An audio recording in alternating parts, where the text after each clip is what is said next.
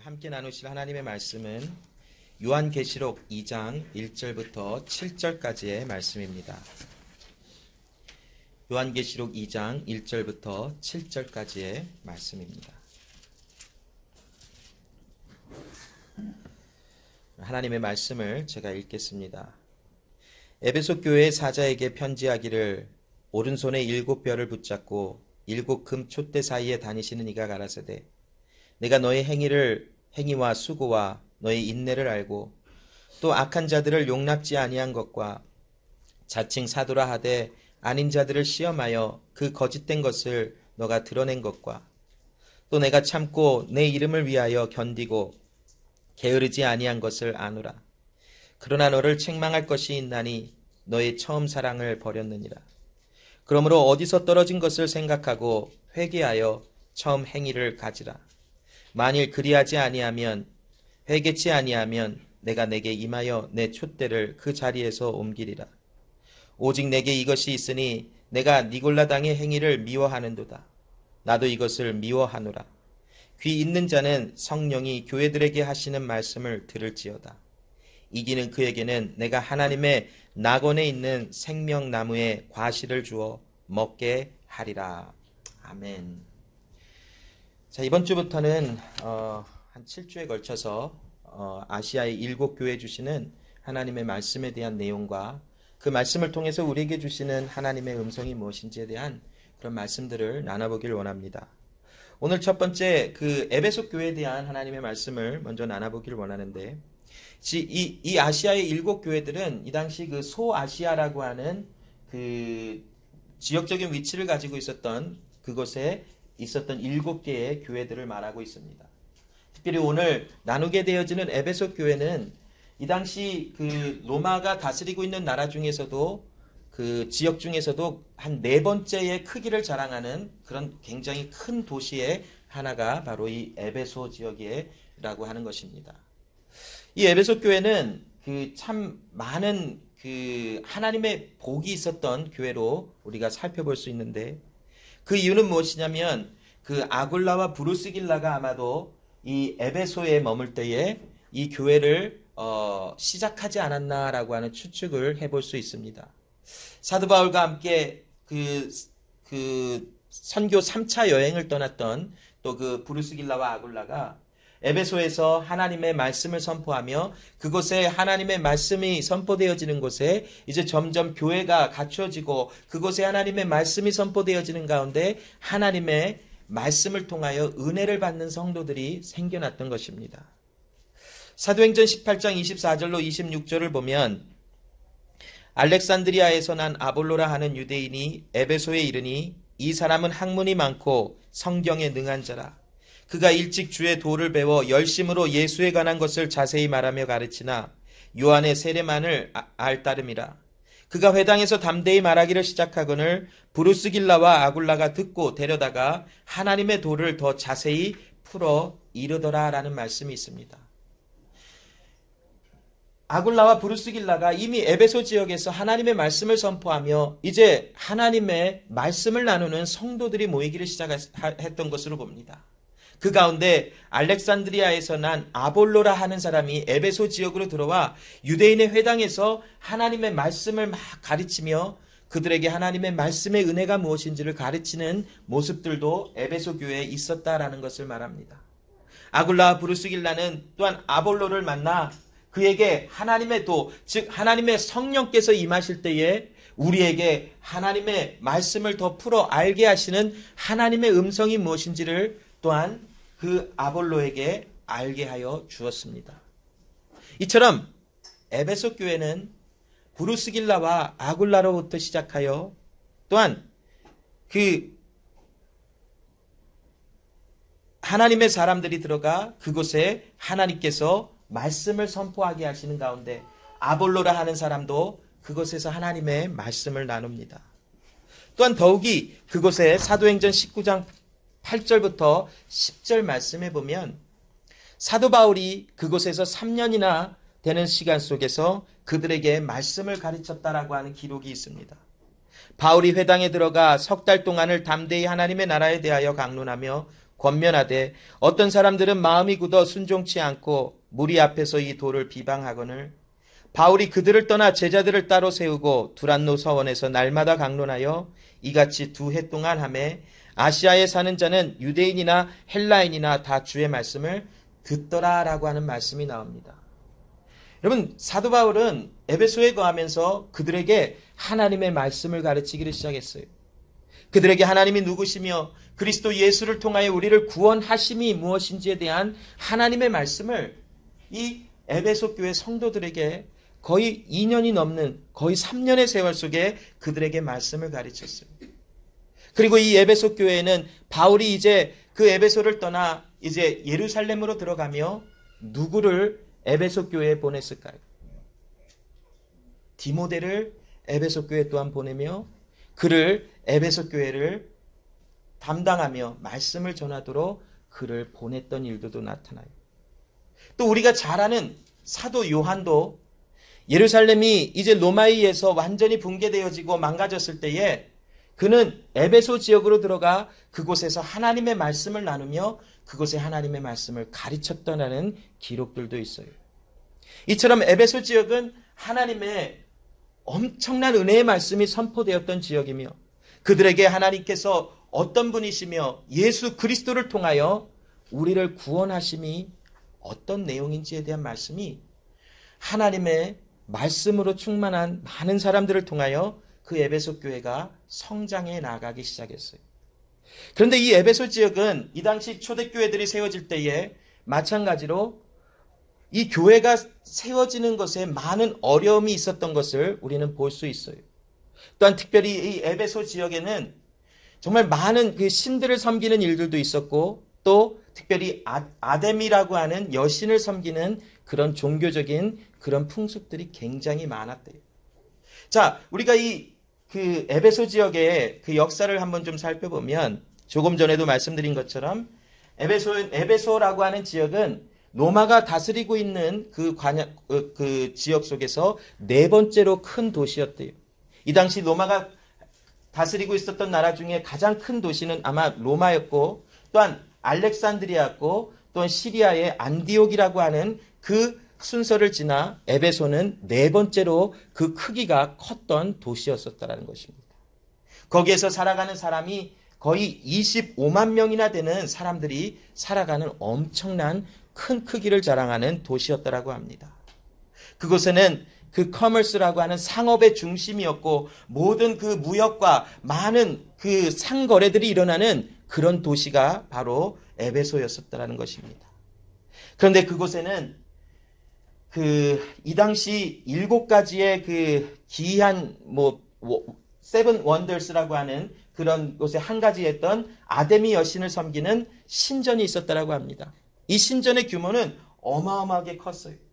그리고 이 아데미라고 하는 여신은 풍요와 또한 다산을 상징하는 신으로 많은 여인들이 또 많은 사람들이 부부가 이곳을 가서 제사하며 자식을 기원하는 또 많은 풍요로움 물질을 기원하는 제사들을 했던 것이 바로 아데미 여신의 신상에서 나타났던 그런 모습들이에요. 근데 이곳의 이 아데미 여신의 특징은 무엇이냐면 그 왕과 장사하는 사람들에게 은행 역할을 했던 것도 바로 이 아데미 여신에서 신전에서 일어났던 일이래요.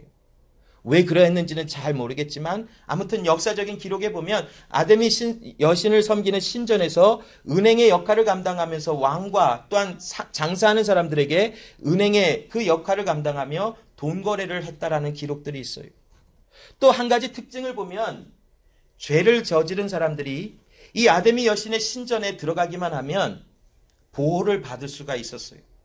그래서 에베소 지역에서 큰 범죄를 저지르면 무조건 이들은 아데미 신전에 들어가서 그들의 생명을 유지하는 그런 풍습들이 있었던 것을 봅니다.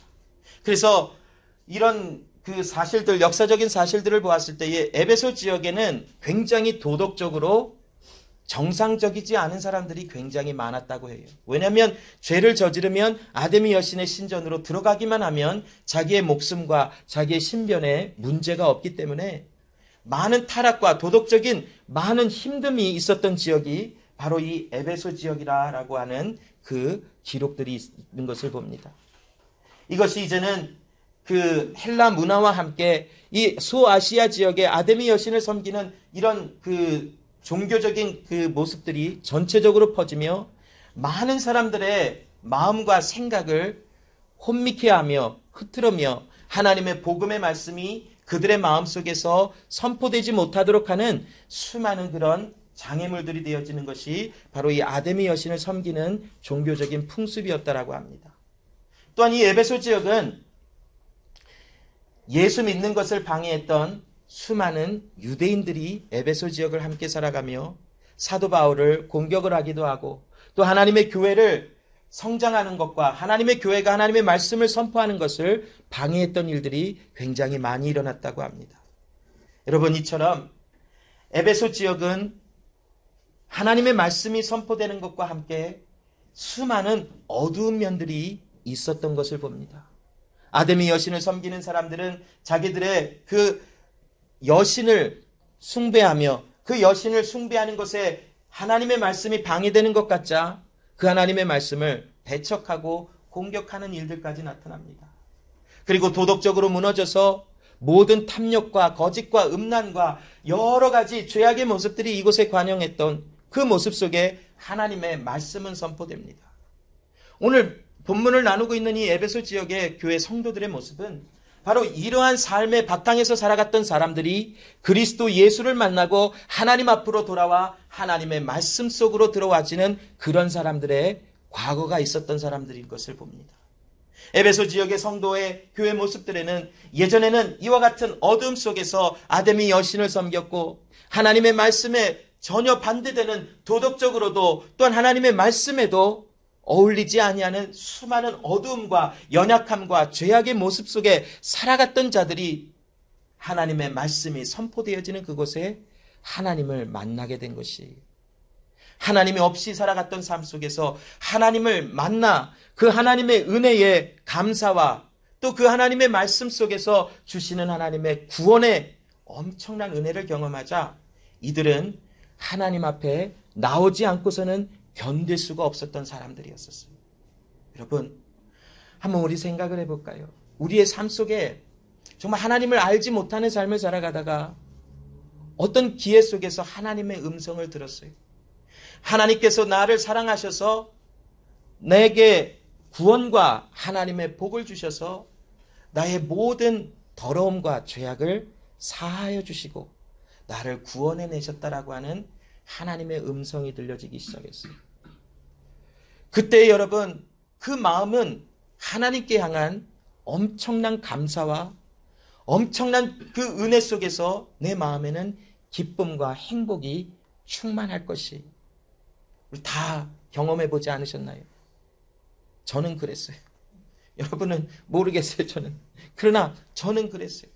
하나님께서 나 같은 사람을 구원하셨다라고 하는 그 하나님의 진리, 하나님의 말씀이 저의 마음에 그 하나님을 바라보며 의지하지 않고서는 견딜 수 없도록 저의 삶을 인도하시는 하나님을 경험해 본 적이 있어요. 그 하나님께서 나 같은 사람을 구원하시고 그 은혜 속에서 나에게 하나님의 나라가 되게 하시는 은혜를 주셨다라는 그 사실이 저에게는 감당할 수 없는 은혜로 다가와 그 하나님 앞에 나의 전부를 드릴 수밖에 없는 그런 삶으로 인도하는 것을 오늘도 경험하며 살아갑니다. 오늘 이 에베소 교회에서 나오는 성도들은 바로 그러한 진리 속에서 하나님을 보게 되어졌고 그 하나님을 따라가며 하나님의 말씀 앞에 나가서 살아가는 사람들로 나타나는 것을 봅니다. 오늘 본문 2절과 3절에 보면 사도 요한이 그러한 에베소 교회 성도들에게 예수님이 주셨던 말씀을 선포합니다. 내가 너의 행위와 수고와 내 인내를 알고 또 악한 자들을 용납지 아니하는 것과 자칭 사도라 하되 아닌 자들을 시험하여 그 거짓된 것을 내가 드러낸 것과 또 내가 참고 내 이름을 위하여 견디고 게으르지 아니한 것을 아노라라고 하는 그들에게 향한 칭찬의 메시지가 선포가 되는 것을 봅니다. 여러분, 에베소 사람들은 사도 바울이 내가 떠나가면 이곳에 악한 이리와 같은 자들이 와서 너희를 삼키며 너희를 죽이리라 했던 말씀을 기억했을 것이, 그래서 거짓 선지자들은 들이 그 교회에 들어와서 하나님의 말씀이 아닌데 진리인 것처럼 선포하는 것에서 하나님의 진리의 말씀을 분별하도록 그들은 끊임없이 기도하며 끊임없이 하나님의 말씀 앞으로 나아가짐을 당했던 사람들이에요.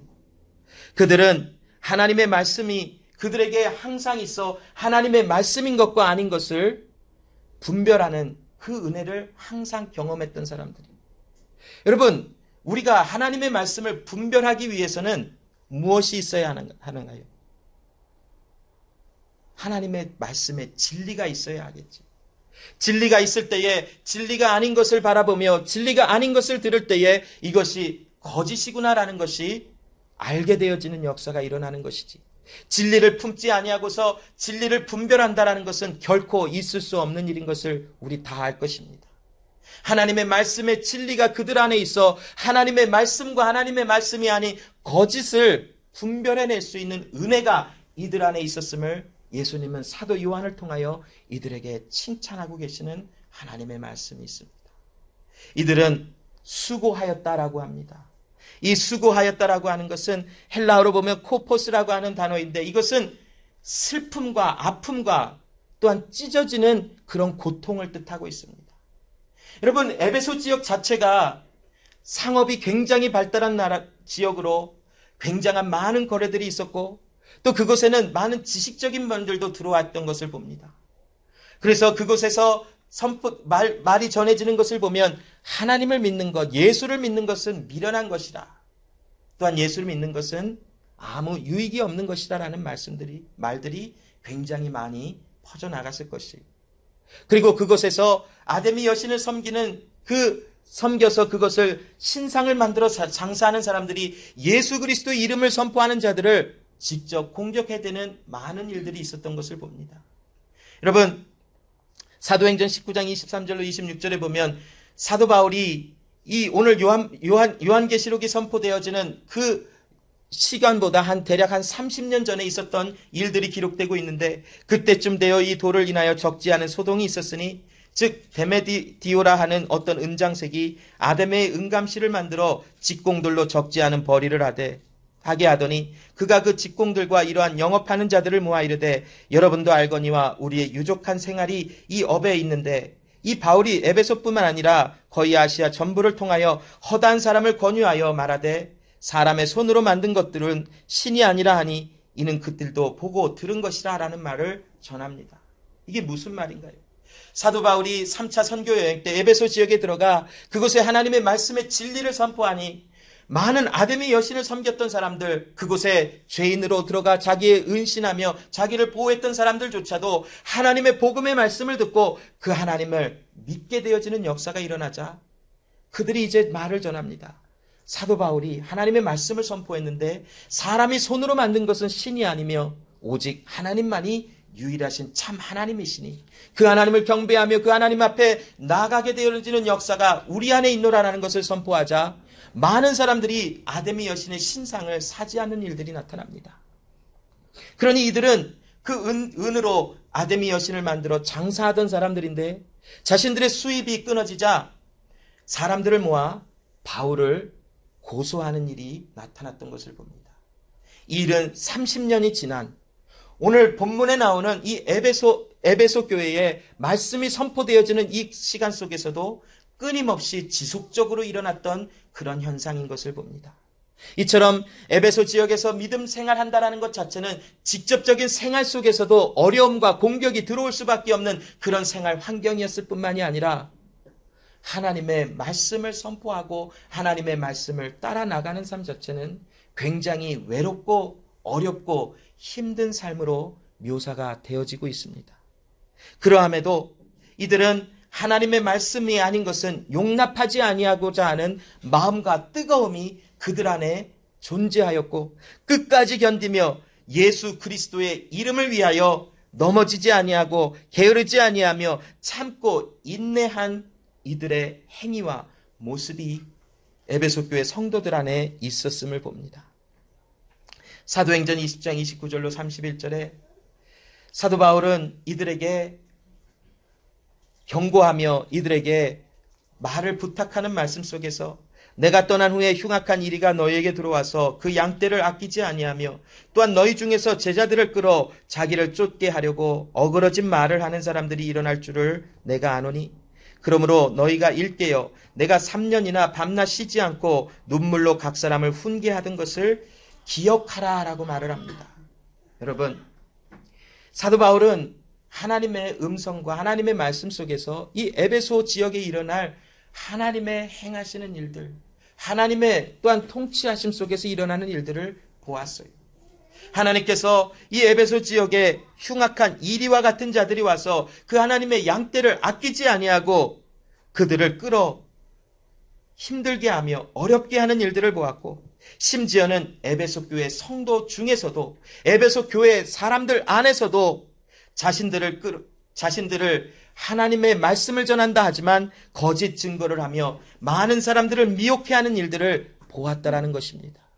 그래서 사도 바울은 에베소 교회 성도들에게 이와 같이 말씀을 한 것처럼 이제 30년이 지난 후에 오늘 본문에 나오는 이 에베소 교회 모습과 같이 힘듦과 견뎌야 함과 어려움이 끊임없이 에베소 교회에 있었던 것을 봅니다.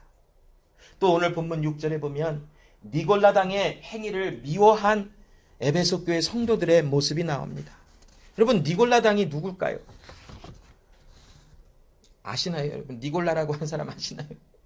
자, 니골라당이라는 것이 이렇게 정확한 역사적인 어떤 사람이라고 하는 기록들은 없다고 해요.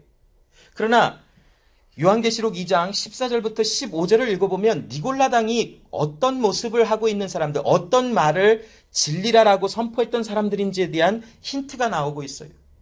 많은 성경학자들, 역사학자들은 이 니골라당이라고 하는 것이 그 초대교회 7지사 중에 니골라라고 하는 사람이 있었는데 그 니골라가 하나님을 배교하여 변질되어서 하나님을 섬기는 것이 아니라 거짓말을 하며 하나님이라고 하는 증거하는 그곳에서부터 시작된 것이 니골라당이라고 하는 사람들도 있는가 하면 발람이라고 하는 그 선지자의 말을 듣고 가르치는 어떤 무리다라고 하는 사람들도 있어요. 그래서 전 잘 모르겠어요. 그리고 별 관심이 없어요. 그러나 성경에서 이 니골라당이 어떤 사람들인 것을 말씀하는 그것을 좀 집중해 보기를 원하는데 2장 14절로 15절에 보면 이들은 지금 무엇을 가르치고 있냐면 그러나 너에게 두어 가지 책망할 것이 있나니 거기 내게 발람의 교훈을 지키는 자들이 있도다.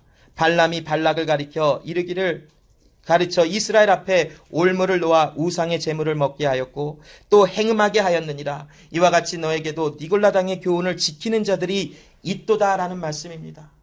여기 니골라당의 정체가 정확하게 누군지는 모르지만 이 니골라당이 어떤 교훈을 지금 가르치고 있냐면 마치 발람이 발락을 가리켜 이스라엘 앞에 우상의 제물을 놓아 먹게 하고 행음하게 하는 것과 같은 동일한 일들이 니골라당 사람들을 통하여 가르쳐지고 있다는 것을 이야기하고 있어요. 자, 발락은 누구였나요?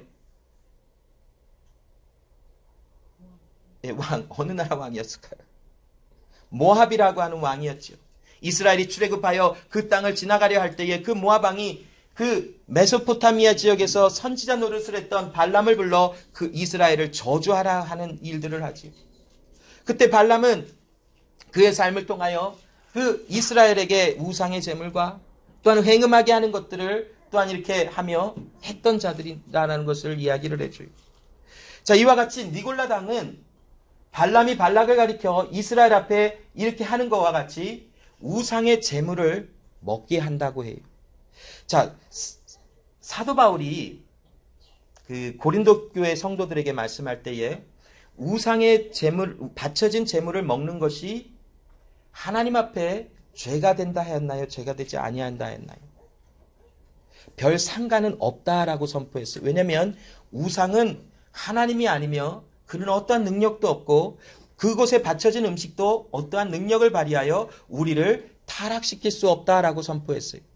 그러나 무엇이 문제가 되냐면 우상에게 제물로 바쳐졌던 음식을 먹는 것이 무엇이 문제가 되냐면 이 지금 우상의 제물을 먹는다라는 것은 우상 숭배에 참석하며 함께 한다라고 하는 말의 개념이에요.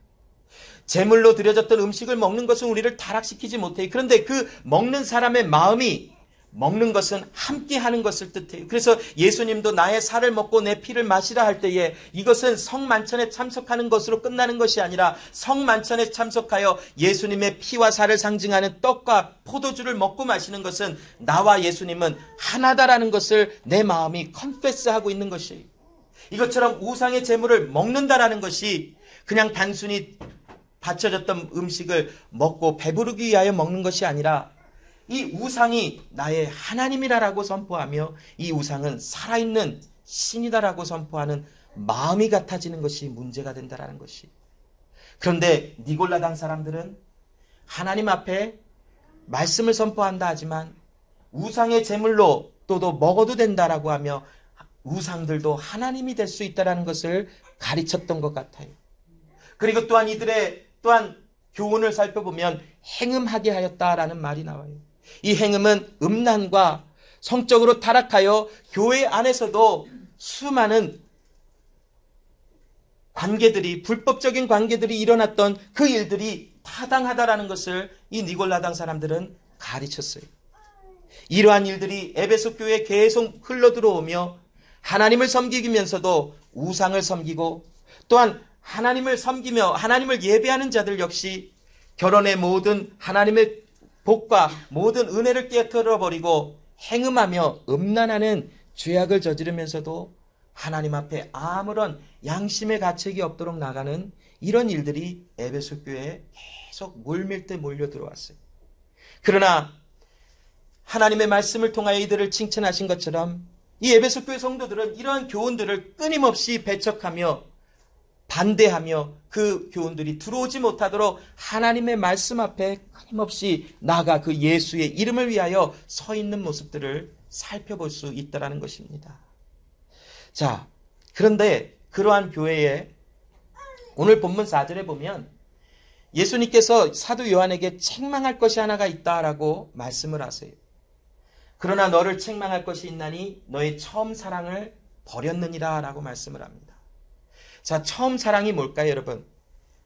첫 번째 사랑을 이야기하고 있는 것일까요? 아니면 처음 경험한 사랑을 이야기하고 있는 것일까요? 처음 사랑을 버렸대요. 자, 이토록 말씀 앞에 서 있는 에베소 교회 성도들에게 하나님의 아들 예수 그리스도의 음성을 통하여 이들을 책망하는 말은 단순히 그냥 가벼운 문제라라고 말하지 않아요. 이 처음 사랑을 버렸기 때문에 예수님께서 5절에 보면 촛대를 너희에게서 옮겨버릴 것이다 라고 하는 무서운 경고가 이들에게 선포되어져요. 그렇다면 여러분, 처음 사랑은 과연 어떤 사랑을 이야기하고 있을까요? 이 처음 사랑은 그냥 단순히 예수님을 알아서 예수님 앞에 뜨거웠던 마음을 이야기하고 있는 것만은 아니라고 생각을 합니다. 그리고 예수님을 사랑할 때 첫사랑이 있고 두 번째 사랑이 있고 세 번째 사랑이 있고 이것도 이야기하는 것이 아니라고 생각합니다. 이 처음 사랑이라고 하는 이 말로 표현된 것은 무엇이냐면 내 마음이 하나님의 말씀으로 통치가 되어지며 하나님이 그 자리에, 그 마음의 자리에 함께하여 우리의 삶의 모든 우선순위가 하나님께로 가 있는 그것이 바로 처음 사랑으로 표현되어 있는 것은 아닌가라고 이 말씀을 한번 묵상해 보았어요. 그런데 이 에베소 교회 성도들의 마음속에 처음 사랑이 버려졌대요. 여기 버려졌다라는 것은 단순히 그냥 어느 한 일부분 중단되어져서 잠깐 보이지 않는다라는 것이 아니라 완전한 분리를 이야기를 하고 있어요. 자, 이 처음 사랑에 대한 내용을 한번 에베소 교회에 말씀을 선포하는 사도 바울의 그 말씀을 선포하는 그 내용을 보며 처음 사랑의 모습을 한번 살펴볼게요. 자, 에베소서 5장 1절로 4절에 보면 그러므로 사랑을 입은 자녀같이 너희는 하나님을 본받는 자가 되고 그리스도께서 너희를 사랑하신 것 같이 너희도 사랑 가운데서 행하라. 그는 우리를 위하여 자신을 버리사 향기로운 제물과 생축으로 하나님께 드리셨느니라. 자, 처음 사랑의 그 내용이 무엇인가요? 바로 우리를 위하여 생명을 버리신 예수 그리스도의 구속의 사랑, 그 은혜가 하나님의 사람들 안에 있다라는 것을 선포해요. 자, 예수 그리스도의 구속의 사랑은 우리를 살려내시지요. 우리는 예수와 함께 죽고 예수와 함께 살아난 하나님의 사람들로 우리를 사랑하시는 그 하나님께서 그 하나님의 사랑하심을 통하여 나를 위하여 대신 죽으시고 그 죽은 자 가운데서 살아나심을 통하여 우리에게도 생명이 있게 하시는 그 하나님의 사랑의 내용, 이것이 바로 성도들의 마음속에 있다라는 것을 선포합니다. 그런데 사도 바울이 이 5장 1절로 2절을 후에 3절로 4절 속에서 사랑이 없으면 나타나는 일들에 대한 것을 조금 표현하고 있는데 그 말씀을 보면 이러합니다. 음행과 온갖 더러운 것과 탐욕은 너희 중에서 그 이름이라도 부르지 말라. 이는 성도의 마땅한 바니라. 누추함과 어리석은 말이나 희롱의 말이 마땅치 아니하니 돌이켜 감사하는 말을 하라라고 합니다.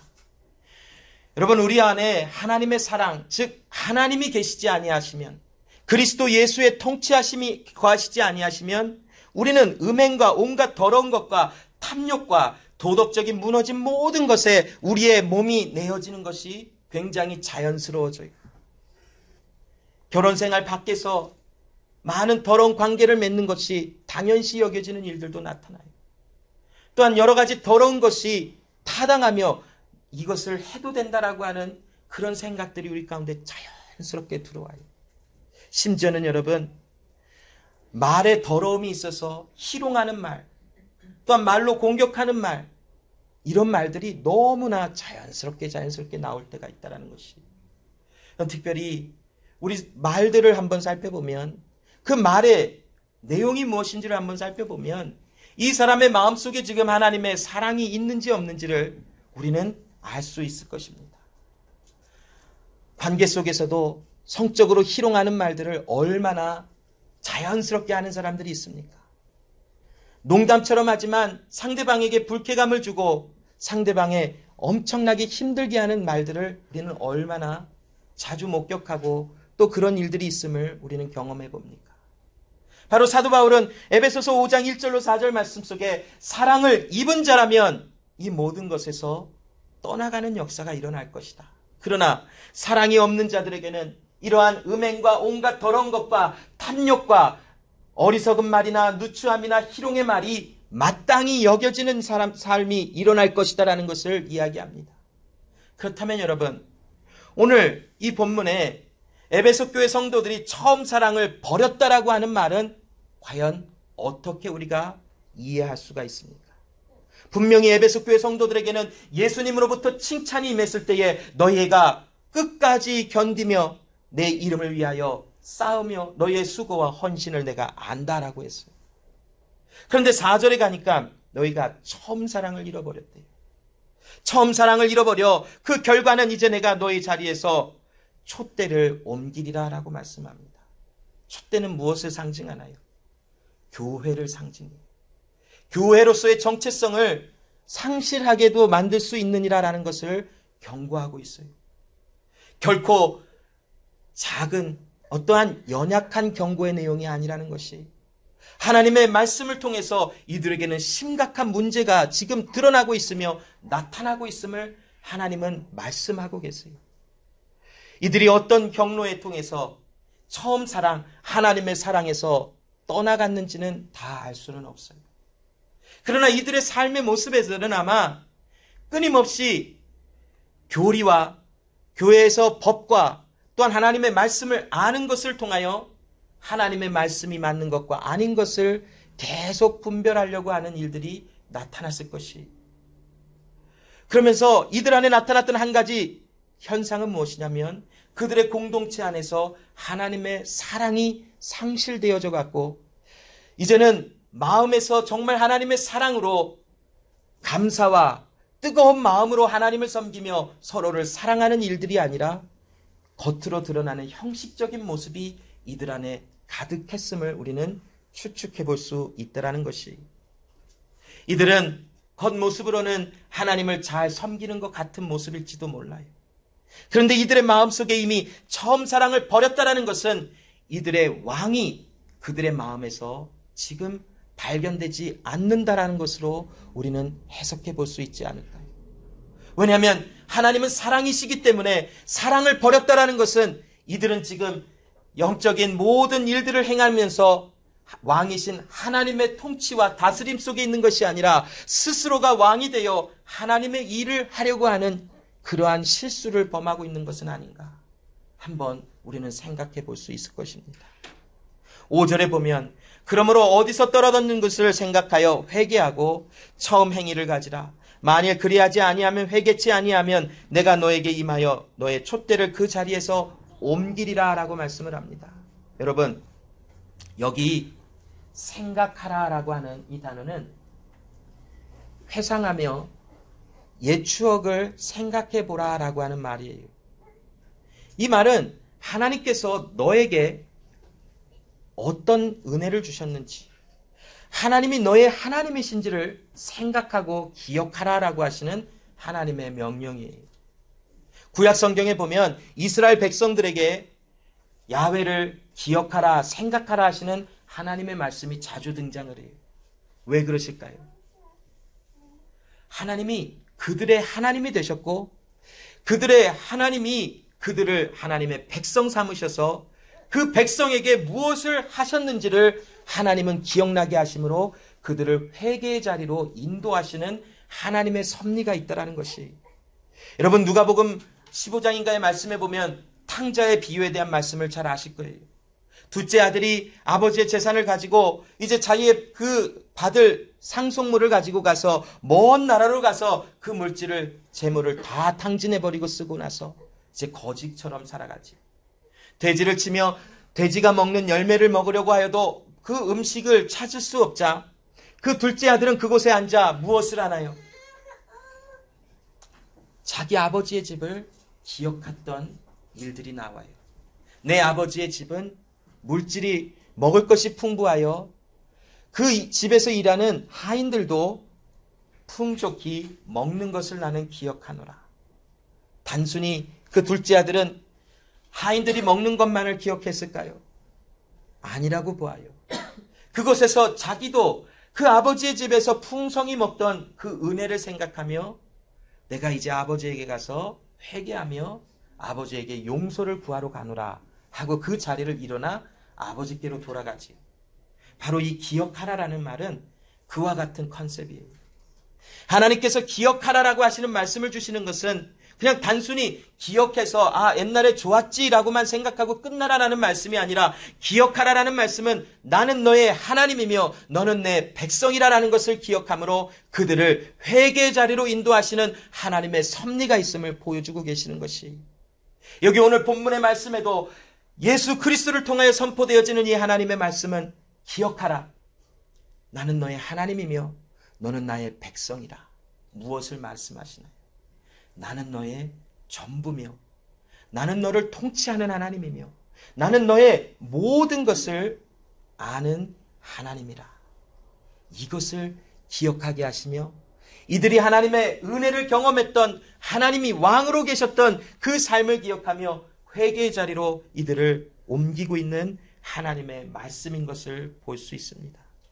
이사야 46장 8절로 9절 말씀에도 보면 너의 패역한 자들아 이 일을 기억하고 장부가 되라. 이 일을 다시 생각하라. 너희는 옛적 일을 기억하라. 나는 하나님이라 나 외에 다른 이가 없느니라. 나는 하나님이라 나 같은 이가 없느니라 라고 말씀합니다.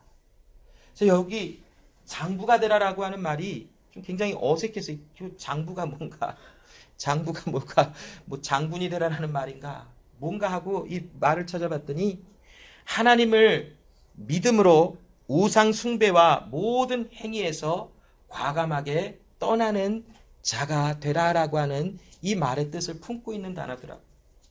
하나님은 지금 패역한 자들, 누구를 말합니까? 우상 숭배하며 하나님을 떠나간 자들에게 지금 말씀하고 계세요. 그 자들에게 너희는 나와의 모든 추억을 기억해 보아라. 나는 너의 하나님이라.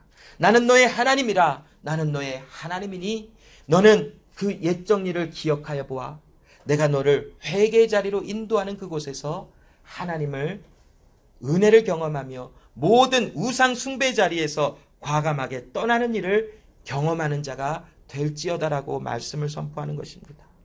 이처럼 지금 에베소 교회 성도들은 끊임없이 수많은 시간 속에서 하나님의 말씀을 지키려고 노력도 해보고 힘써 지켜보려고 하는 수많은 일들을 했어요. 그런데 그들의 마음속에 하나님을 저버리고 왕이신 하나님이 이제는 사라져버리며 자신들이 삶의 왕이 되어 하나님의 일을 이루어 보려고 하는 그런 노력과 그런 시도들이 이제는 나타나는 그런 성도들을 향하여 예수님은 지금 그들에게 기억하라. 나는 너의 하나님이라. 이 하나님이라 말씀하시는 것은 모든 것을 이루시는 하나님을 기억하라라는 말씀입니다. 오늘 7절 말씀에 보면 귀 있는 자는 성령이 교회들에게 하시는 말씀을 들을지어다. 이기는 그에게는 내가 하나님의 낙원에 있는 생명나무의 과실을 주어 먹게 하리라 라고 말씀합니다. 여러분, 귀 있는 자는 들으라 하시는 말씀은 아무나 듣게 되어지는 것이 아니라 하나님의 듣게 하시는 은혜 속에 거하는 자들, 하나님께서 들을 수 있는 귀를 주신 자들에게 이 말씀이 들려지는 것이, 그래서 에베소 교회에 있는 성도들이 지금 기억하라 하실 때에 하나님의 은혜 가운데 그 기억하라 하는 말씀을 듣게 되어지는 자들에게는 회개하는 은혜가 나타날 것이. 여러분, 회개는 언제 되나요? 내가 죄인임을 알 때에 회개가 되더라고요. 내가 죄인인 것이 이해가 되지 아니하고 인정되지 아니하는 상황 속에서는 절대로 회개하는 역사가 일어나지 않아요. 그런데 하나님께서 우리에게 기억하라 하시는 말씀 속에서 내 모습을 빛의 영광 앞에 나의 어둠을 다 알게 해주시고 보여주실 때에 그곳에서 하나님 앞에 가슴을 치며 회개하는 역사가 그제서야 일어나더라고요. 요한복음 말씀에 예수님은 내가 의인을 부르러 온 것이 아니라 죄인을 불러 회개에 이르도록 왔노라 하시는 말씀을 주시지. 예수님의 오심은 우리 가운데 내가 죄인인 것을, 내가 어둠인 것을 보이시고 그 하나님 앞에 회개할 수 있는 은혜를 취할 수 있도록 우리를 위하여 오신 하나님의 아들 예수라는 것을 말씀하시지. 여기에 하나님 앞에 지금 나오는 자들, 귀 있는 자들은 성령이 하시는 말씀을 들으라 하시는 말씀 속에 하나님께서 회개할 수 있는 마음을 주시사 이제는 이기는 자들로 우리를 불러내신다라고 말씀을 하세요. 자, 여기에 이기는 자의 정체가 누굴까요? 하나님께로 난 자만이 세상을 이긴대요. 하나님께로 난 자가 무엇인가요? 자, 생명을 얻은 자예요.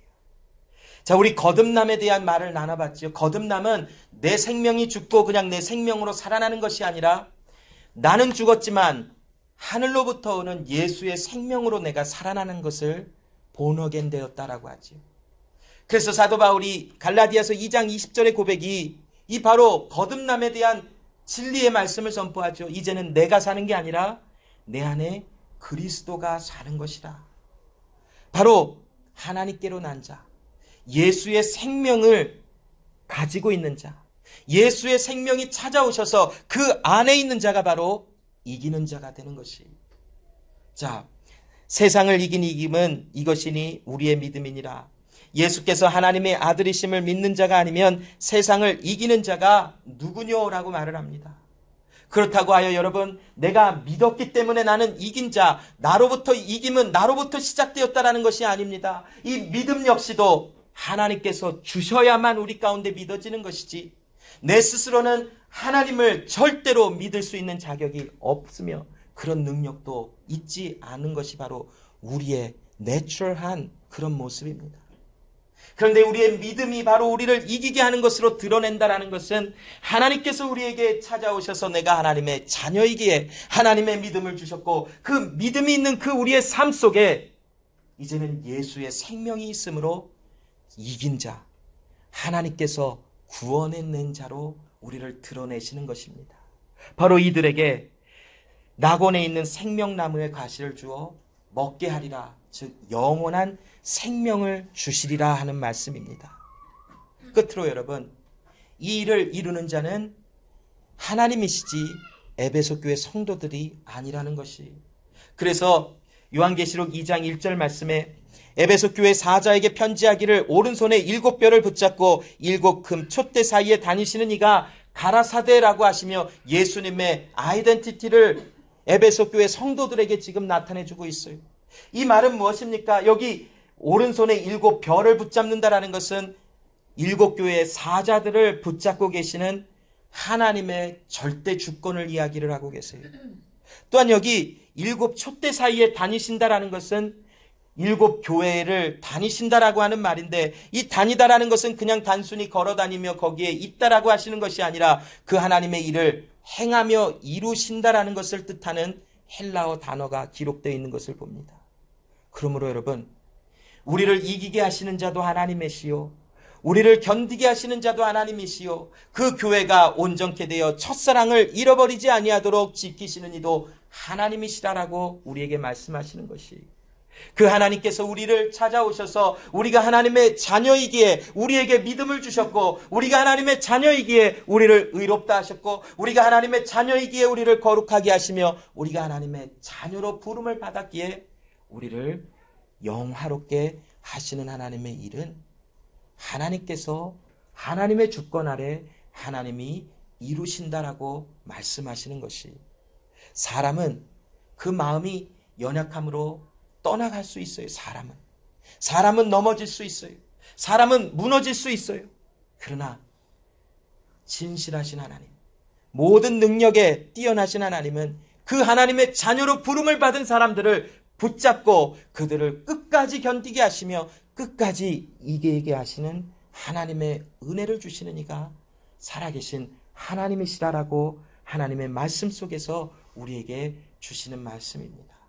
오늘 이 에베소 교회 성도들은 어려움과 힘듦 속에서도 잘 버티고 인내하였지만, 이들의 마음 속에서 어떤 이유 아래, 어떤 계기 속에서 그 마음이 하나님께서부터, 하나님의 주인에서부터 마음이 자신들이 삶의 주인으로 조금 변하는 그런 마음들을 경험했던 자들이, 그러나 하나님께서 그들이 하나님의 자녀이기에 귀 있는 자들은 성령이 하시는 말씀을 들으라 하시며 그들을 찾아가셔서 그들에게 하나님의 은혜를 기억하게 하시고 회개의 자리로 나오게 하시며 그들을 결국 다시 교회로 온전히 세우시는 하나님의 역사를 경험케 하시는 하나님의 은혜를 주시는, 바로 그것이 바로 에베소 교회의 모습인 것입니다.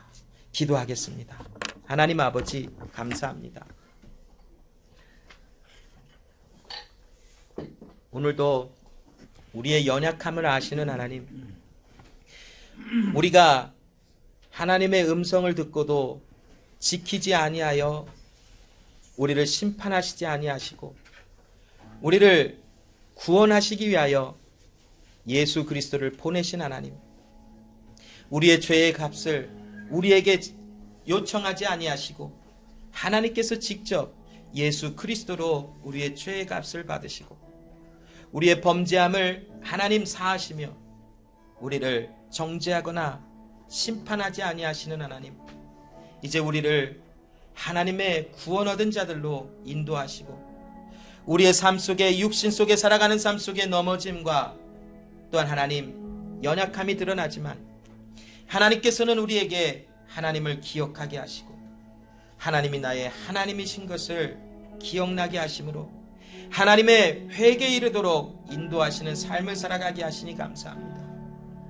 이것이 하나님의 은혜임을 오늘 다시 한번 나누게 하심을 감사하며, 이 이투스 제자교회 안에 또 이곳에서 함께 예배한 우리 모든 하나님의 사람으로 부름을 받은 우리의 삶 속에 끊임없이 이 하나님의 은혜를 경험케 하여 주시옵소서.